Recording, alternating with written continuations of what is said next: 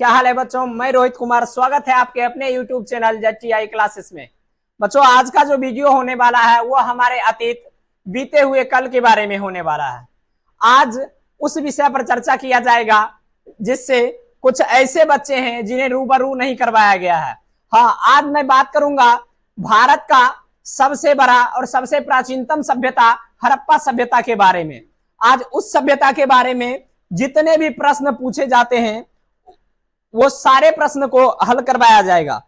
हड़प्पा सभ्यता एक शहरी सभ्यता था जिसका ये जो आप चित्र देख रहे हैं या पिक्चर देख रहे हैं, जिस तरह अभी हम लोग चाहते हैं कि हमारा शहर हो, हमारा गांव हो, हमारा बस्ती हो, उस प्रकार की ये सभ्यता पहले थी। जो सुख सुविधाएं अभी हमें प्रदान की जा रही है वो सुख सुविधाएं वो अभी से 2500 साल पहले ग्रहण कर चुके हैं।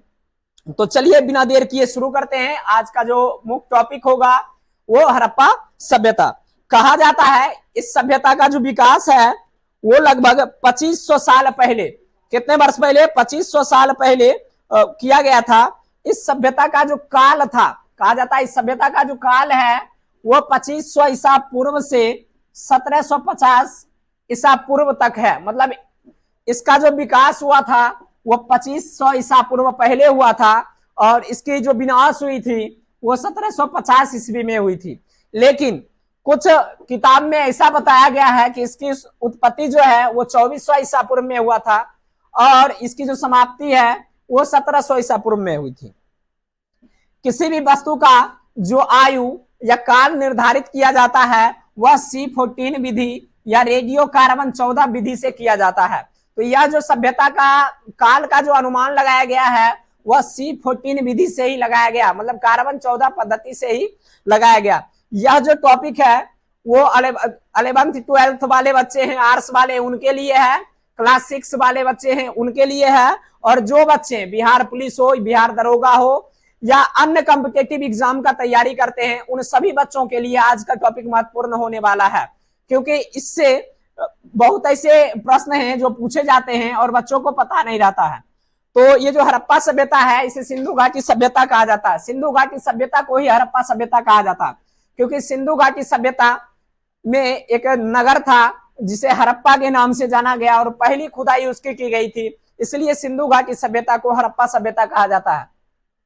सिंधु घाटी सभ्यता का नामकरण वहां बहने वाली सिंधु नदी पर रखा गया क्योंकि वहां एक ये प्रमुख नदी थी जिसका क्या होता था, जिससे वो अपने जल की आपूर्ति और जितने भी कार्य होते थे ये सिंधु नदी के जल से ही करते थे, इसलिए इस सभ्यता का नाम पड़ा सिंधु सभ्यता। और हड़प्पा पहली खुदाई की गई थी, हड़प्पा का पहला नगर का उद्भव हुआ था, इसलिए इस सभ्यता को हड़प्पा सभ्यता के भी नाम से जाना जाता है। सिंधु की कुछ सहायक नदियां थी जैसे सतलज, झेलम,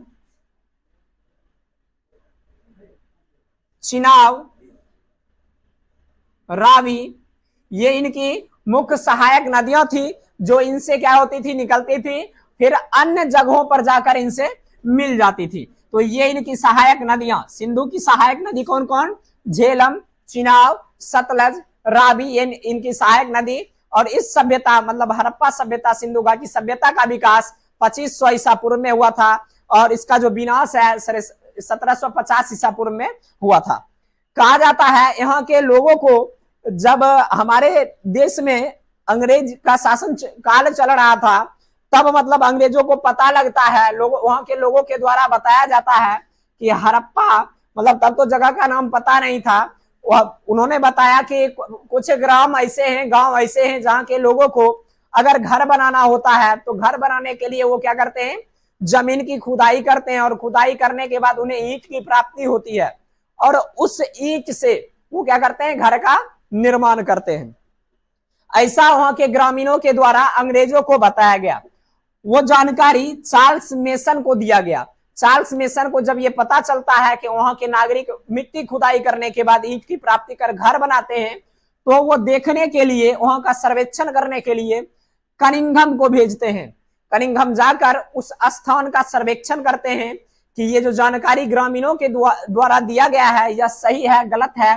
तो ये जानकारी सही साबित होता है तो वह क्या करवाया जाता है, उस जगह की खुदाई करवाई जाती है। उन्हें लगा कि यहाँ से ईंट सिर्फ निकलता है, तो वो ईंट क्या करते हैं, खुदाई करते हैं।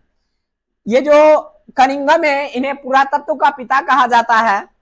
ये खुदाई करवाते हैं। खुदाई करवाने के बाद खुदाई करता रहते हैं दयाराम साहनी। कौन? दयाराम साहनी। ये क्या करते हैं, वहां खुदाई करते हैं, और काल चल रहा था 1921 का।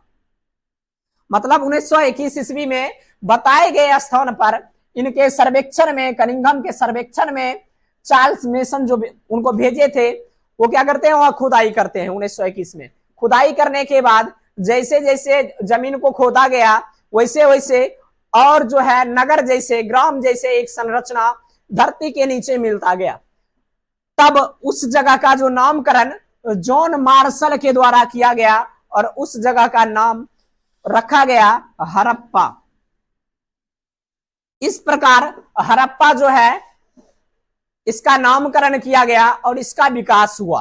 कहा जाता है हड़प्पा की खोज जो है वो सर्वप्रथम की गई सिंधु घाटी सभ्यता का सबसे वो पहला नगर जो है वो हड़प्पा था, और पहला बार वो जो उसकी खोज की गई, इसलिए इस सभ्यता को हड़प्पा सभ्यता के नाम से जाना जाता है। अगर पत्नी का क्या था, मजनू था, और 1931 ईस्वी में चनहूदरों का खोज किया।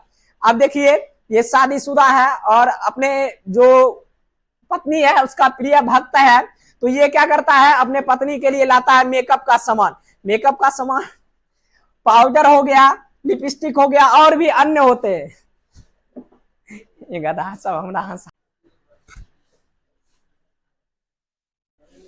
अब ये जो मजनूदार भाई साहब हैं, ये अपने पत्नी के लिए क्या लाते हैं, मेकअप का सामान लाते हैं। मेकअप के सामान में हो गया क्रीम, हो गया पाउडर, हो गया लिपस्टिक, हो गया और भी मेकअप के सामान आते हैं, जो आप लोग अच्छी तरह से क्या करते हैं, जानते हैं। लेकिन ये जो भाई साहब हैं, ये भूल गए चूड़ी लाना। क्या लाना भूल गए? चूड़ी लाना जो भूल गए। तो इनकी पत्नी जो है क्या करती है, खूब पीटती है। ये सुई धागा लाते हैं। अब देखिए, लड़की लोगों का जो है ना, वो क्या कुत्ता प्रिय जानवर होता है। कुत्ता को ये पालना क्या अच्छा मानते हैं, या उनसे स्नेह ज्यादा होता है। तो इनकी पत्नी कहती है कि कुत्ता लेकर आने, तो ये क्या करते हैं, कुत्ता लेकर भी आते हैं।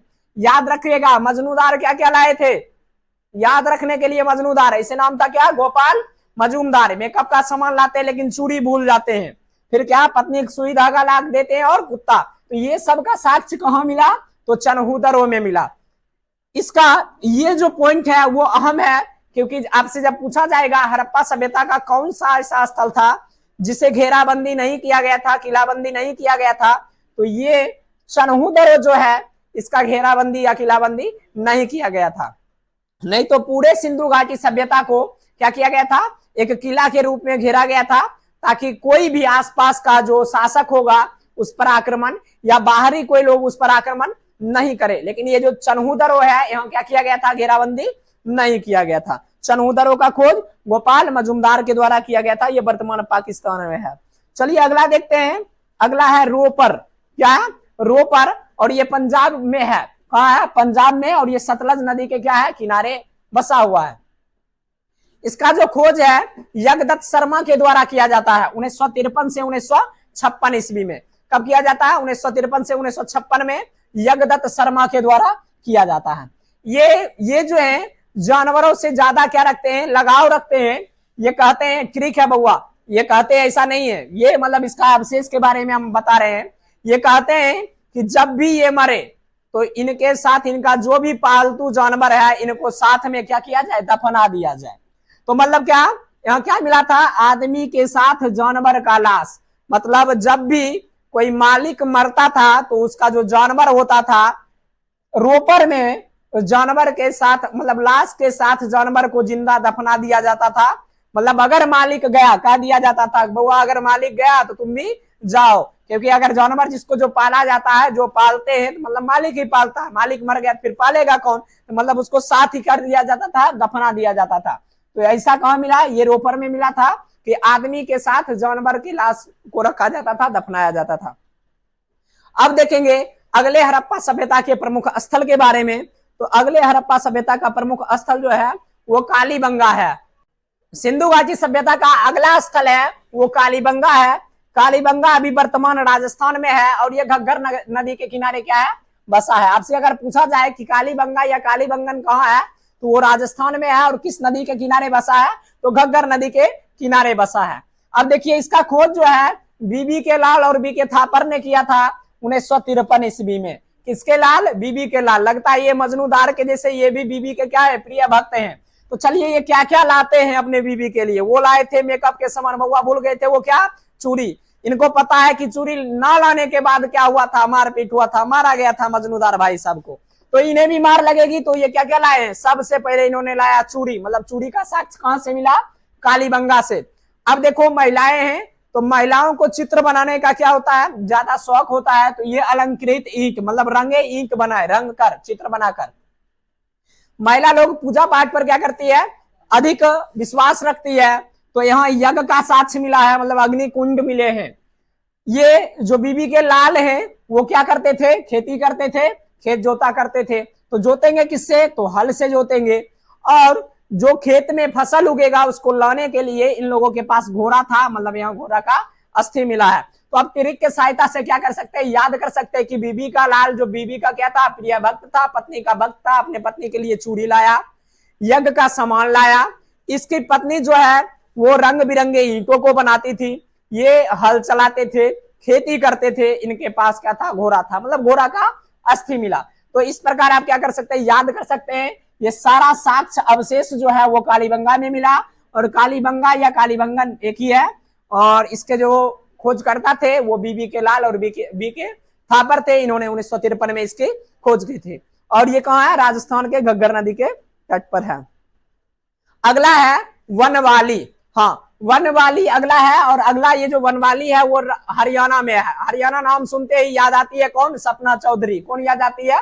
सपना चौधरी। हाँ, बहुत ऐसे बच्चे हैं जिन्हें हंसी आ गया होगा सपना चौधरी के नाम सुनते ही, मतलब उनके मन में क्या है, पूरा छवि बन गया होगा कि वही स्टेज और वही सपना चौधरी था। यहाँ सपना चौधरी नहीं है, नाम वैसा है लेकिन काम नहीं है। तो बनवाली जो है हरियाणा में है और ये रंगोई नदी के तट पर बसा है। बनवाली का खोज जो किया गया था वो रविंद्र सिंह के द्वारा किया गया था 1974 ईस्वी में। कब किया गया था? 1974 ईस्वी में। तो जिस तरह सपना चौधरी अपने नर्तकी के लिए प्रसिद्ध है, नाचने के लिए प्रसिद्ध है, उसी तरह बनवाली में भी कुछ ऐसा था जो वो अपने लिए प्रसिद्ध है। तो याद रखिएगा, अभी बताया गया था कि सिंधु घाटी सभ्यता एक शहरी सभ्यता थी। यहाँ शहर के जैसे सारी सुख सुविधाएं थी, लेकिन कुछ ऐसे भी शहर के जगह होते हैं जहां विकास ही नहीं हो पाता है। विकास मतलब वहां तक जा ही नहीं पाता है, विकास सोया रह जाता है। हाँ, क्योंकि उसको नींद लगा रहता है। तो मतलब क्या, ये बनवाली में भी कुछ ऐसा ही हुआ। बनवाली में जो साक्ष्य मिला है, टूटी फूटी नालियां, मतलब यहाँ का विकास नहीं हुआ था। तेजी मेजी सड़क, यहाँ क्या, तेजी मेजी सड़क और टूटी फूटी नालियां मिला। आपसे जब पूछा जाएगा कि तेजी मेजी सड़क या टूटी फूटी नालियां कहाँ मिली, तो बनवाली में। खोज कौन किए? तो रविंद्र सिंह किए। बउआ याद नहीं रहता रविंद्र सिंह, तो रविंद्र जडेजा याद रख लें, रविंद्र सिंह ऑटोमेटिक याद हो जाएगा। अगला है लोथल, जो भोगबा नदी के तट पर बसा है और यह गुजरात में है। कहाँ है? ये गुजरात में है लोथल, और भोगबा नदी के तट पर बसा हुआ है। इसका खोज रंगनाथ राव ने किया था 1955 से 1962 में। किसके द्वारा? रंगनाथ राव के द्वारा 1955 से 1962 में इसका खोज किया गया था। लोथल प्रमुख बंदरगाह था, मतलब जो भी सामान का आयात निर्यात किया जाता था अन्य जगहों के साथ, अन्य लोगों के साथ, वो लोथल में किया जाता था। तो लोथल बड़ा बंदरगाह था। तो याद रखें, जब बड़ा बंदरगाह होगा तो दूसरे जगह के लोग आएंगे। जब दूसरे जगह के लोग आए तो वो क्या किए, अपने साथ विदेशी मुहर को लाए, और वहां वस्तु का लेन देन किया जाता था। तो वहां बाट मतलब बटखारा, जिससे हम क्या करते हैं, तौलते हैं किसी वस्तु को, क्योंकि यहाँ सामान उतरता था। अब जब सामान उतरेगा तो उसको लाद कर ले जाने के लिए कुछ जानवर होना चाहिए थे। यहाँ क्या था? घोड़े का अस्थि, मतलब घोड़ा भी था। अग्निकुंज था, यहाँ मतलब पूजा पाठ किया जाता होगा, तो अग्निकुंज था। यहाँ युगल लाश मिले हैं। युगल लाश मतलब कहा जाता है लगभग सती प्रथा के ही जैसा। मतलब जब क्या होता था, किसी पत्नी का, मतलब किसी महिला का पुरुष अगर मर जाता था तो उस महिला के साथ, उस पुरुष के साथ महिला को जिंदा दफना दिया जाता था। या अगर महिला मर जाती होगी तो पुरुष को क्या किया जाता होगा, जिंदा दफना दिया जाता होगा। तो वो जो है उसको युगल लाश कहा जाता है। वही यहाँ सती प्रथा का भी प्रचलन देखने को मिला है कि यहाँ के लोग भी सती प्रथा के जैसे ही मानते हैं। सती प्रथा क्या है? तो सती प्रथा में कहा जाता है जब किसी महिला का क्या पति का असमय मृत्यु हो जाता है तो उस लाश के साथ पत्नी को जिंदा जलाया जाता था या दफनाया जाता था। तो उसी प्रकार कुछ लोथल में भी था। अगला है सुरकोतदा, ये अपने लिए भी एक विशेष स्थान रखता है। इसका जो खोज किया गया था, सुरकोतदा का जो खुदाई किया गया था जगपति जोशी के द्वारा किया गया था। कब किया गया था? तो 1964 ईस्वी में किया गया था। किसके द्वारा? जगपति जोशी के द्वारा। किसके, कौन सा जगह? सुरकोतदा, जो कहाँ है? गुजरात में है। अब यहाँ क्या क्या मिला? तो समाधान, कलश समाधान मिला। कलश समाधान का मतलब क्या? कलश में लाश मिला। अब बच्चा सोचेगा कि कलश में लाश को कैसे दफना दिया जाएगा या कलश में लाश को कैसे बंद किया जाएगा। बहुत के मन में ऐसा आता होगा कि क्या जब कोई व्यक्ति मरते होंगे तो उसके लाश को काट दिया जाता होगा और कलश में भरा जाता होगा, लेकिन ऐसा कुछ नहीं है। कलश ही उतना बड़ा बनाया जाता था जिसमें व्यक्ति आ जाते थे, उनके लाश आ जाते थे। मतलब सीधे लाश को क्या बड़े घरे के जैसा संरचना बनाया जाता था, कलश के जैसा संरचना बनाया जाता था, उसमें लाश को रखा जाता था, फिर ढक्कन लगाकर छोड़ दिया जाता था, दफना दिया जाता है। यही यहाँ घोड़े का अवशेष मिला है, मतलब घोड़े की अस्थियां और बंदरगाह है यहाँ भी था। जब आपसे पूछा जाएगा कि सिंधु घाटी सभ्यता के किन स्थानों पर बंदरगाह था, तो एक सुरकोतदा और एक लोथल। लोथल तब का सबसे बड़ा बंदरगाह था। सिंधु घाटी सभ्यता का सबसे बड़ा बंदरगाह क्या था? लोथल था। अगर आपसे पूछा जाएगा कि युगल जो है लाश कहाँ मिला था, तो वो भी लोथल में ही मिला था। पूछा जाएगा कलश समाधान कहाँ मिला था, तो याद रखिएगा सुरकोतदा में मिला था। तो ये हड़प्पा सभ्यता का प्रमुख स्थल था जहां कुछ अवशेष मिले थे। अब देखेंगे हड़प्पा सभ्यता का मुख्य बातें। हड़प्पा सभ्यता में क्या क्या मुख्य बातें थी? तो हड़प्पा सभ्यता एक शहरी सभ्यता थी। यहाँ की जो मुहर बनी थी, सेलखड़ी बनी थी, सेलखड़ी पत्थर या सेलखड़िया पत्थर का यहाँ की मुहर बनी हुई थी। मतलब यहाँ मुहर पर वो उस भाषा का प्रयोग किया गया था जिसे आज तक पढ़ा नहीं गया है। अगला है यहाँ के सिक्के। तो यहाँ के सिक्के बने होते थे टेराकोटा का। किसका? टेराकोट का या टेराकोटा का बना हुआ था। तो टेराकोटा किससे कहा जाता था? वो लोग मिट्टी को पका देते थे, पकाने के बाद क्या करते थे? सिक्का बनाते थे, जिसे टेराकोटा कहा गया है।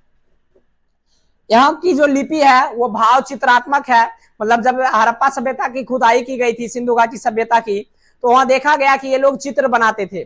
चित्र में प्राकृतिक चीजों का बना होता था, जैसे जंतु का हो गया, पेड़ पौधे का, और प्राकृतिक रंगों से ये बनाते थे। इसलिए कहा जाता है कि अपने भाव को व्यक्त करने के लिए चित्र का प्रयोग करते थे। इस सभ्यता को कांस्ययुगीन सभ्यता भी कहा जाता था। कांस्ययुगीन सभ्यता क्यों कहा जाता था? इन लोगों को कांसा के बारे में अधिक जानकारी थी। तब तो इन्होंने यहाँ क्या है, नचनिया मिला है। किस चीज का? वो कांसे की मूर्ति मिली है, वो नचनिया या नर्तकी। हाँ, मतलब क्या ये लोग मनोरंजन के लिए क्या करवाते थे? लोग का नचवाते थे। सपना चौधरी नहीं थी तब, हाँ, लेकिन वैसी ही नचनिया थी। चलिए अगला है, यहाँ के लोग जो है उन्हें लोहे का ज्ञान नहीं था। मतलब ये तांबे का था, कांसे का था, लेकिन लोहे का नहीं था। ये क्या है? अहम है। मतलब आपसे ये पूछा जाएगा, 11th वाले हो या 12th वाले या कोई भी कॉम्पिटेटिव एग्जाम वाले हो, उनसे पूछा जा सकता है कि मतलब हड़प्पा सभ्यता के लोगों को किस धातु के बारे में ज्ञान नहीं था? तो लोहे के बारे में ज्ञान नहीं था। अब देखा जाए यहाँ का सबसे बड़ा स्थल, तो यहाँ का सबसे बड़ा स्थल था राखी गढ़ी, जो हरियाणा में है क्षेत्रफल के दृष्टि से।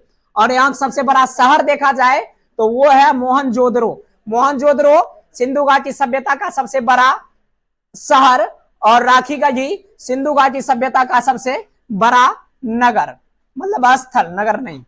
अगला है कि अभी स्नानागार के बारे में चर्चा किया गया था। स्नानागार की लंबाई क्या है, चौड़ाई क्या है? क्योंकि 11th 12th वाले जो भी हैं उनसे पूछा जाता है कि स्नानागार के बारे में बताएं कि स्नानागार की आकृति क्या थी। तो स्नानागार जो है वो फैला हुआ था। इसकी जो लंबाई चौड़ाई है, लंबाई था 11.88 मीटर, मतलब वो जो स्विमिंग पूल बना हुआ था। चौड़ाई था 7.01 मीटर और गहराई था 2.43 मीटर। मतलब इसमें पानी भरने के लिए आसपास कुएं बनाए गए थे, जिससे कुएं से क्या किया जाता था? इस स्नानागार में पानी भरा जाता था। फिर पानी निकालने के लिए बगल में नालियों का निर्माण किया गया था, जो क्या सभ्यता से बाहर वो उसका जो है वो रास्ता खुलता था, ताकि सभ्यता दुर्गंधित ना हो, यहाँ गंध ना दे। और एक मुख्य विशेषता था इस स्नानागार का, इसे सिर्फ पर्व त्योहारों में ही खोला जाता था। जैसे हम लोगों का जो छठ होता है, इसमें हम लोग जाते हैं, नदी में जाते हैं, उसी प्रकार ये लोग एक का जब त्योहार होता था तो ये स्नानागार जाते थे। अगला है, यहाँ की जो घर बनाई गई थी वो ग्रिड पद्धति से बनी थी। किस पद्धति से? ग्रिड पद्धति से बनी हुई थी, मतलब यहाँ का जो आकृति था कुछ अलग ही बनाया गया था। अगर यहाँ के प्रमुख फसल के बारे में देखा जाए तो इन लोगों का प्रमुख फसल गेहूं और जौ था। गेहूं और जौ का साक्ष्य जो है वो मेहरगढ़ के पाकिस्तान से मिला है। कहां से मिला है? मेहरगढ़ के पाकिस्तान से मिला है।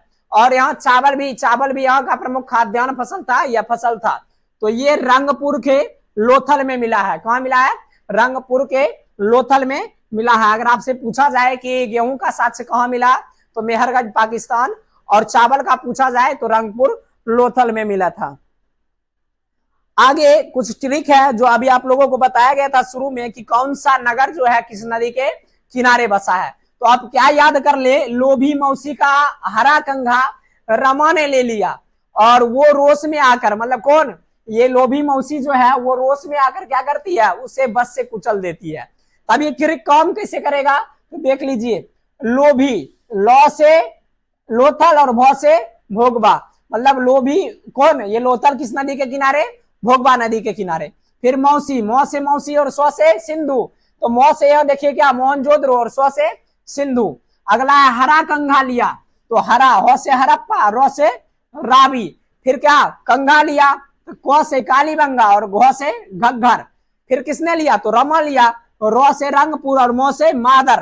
फिर रोस में, मतलब रोस, रो से रोपर और सो से सतलज, और बस चढ़ा दिया, बस कुचल दिया, वो से वनवाली और सो से सरस्वती। अब क्या कर लेंगे, इस 2-3 लाइन को अगर आप याद कर लेते हैं तो हड़प्पा सभ्यता से अगर किसी नगर के नदियों के बारे में पूछा जाए तो आप आसानी से क्या कर सकते हैं, इसे बता सकते हैं।